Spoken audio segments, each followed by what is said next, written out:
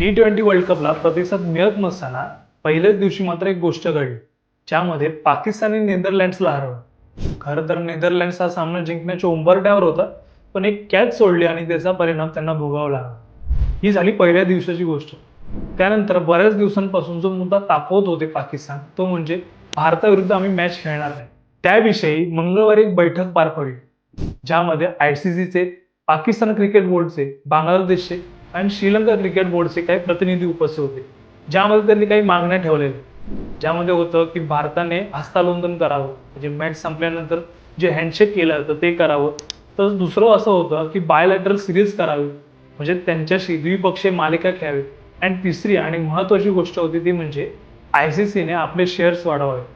आता या तिन्ही गोष्टींपैकी दोन गोष्टी तर ह्या होणारच नव्हत्या. भारताने ह्या सगळ्यांना नकार दिलेला आहे.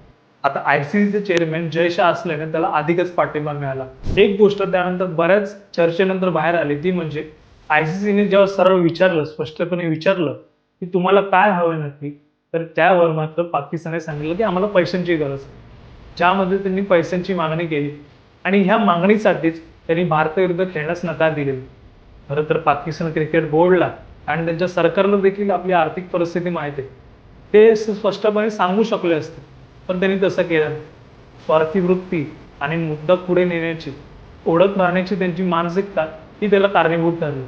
आता पाकिस्तानचा क्रिकेट गेम हा कसा आहे हे पूर्ण जगाला माहिती. येणारे 15 तारखेची मॅच किती एक्साइटमेंट असणार आहे, यामध्ये ब्रॉडकास्टर किती हाईप करणार आहेत, हे बघणं महत्त्वाचं ठरेल. याबद्दल तुम्हाला काय वाटतं? इंडिया पाकिस्तान मॅच ही वन साइड होणार की रंजक होणार?